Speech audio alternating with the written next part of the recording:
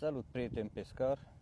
Vă prezint încă o noutate, marca Benzar, încă pe anul 2023, pellet boxurile care sunt comercializate cu 5 arome: chili, green betain, ananas, mango și aromă de squid, ceea ce face mai deosebit decât cele ce găsiți în comerț.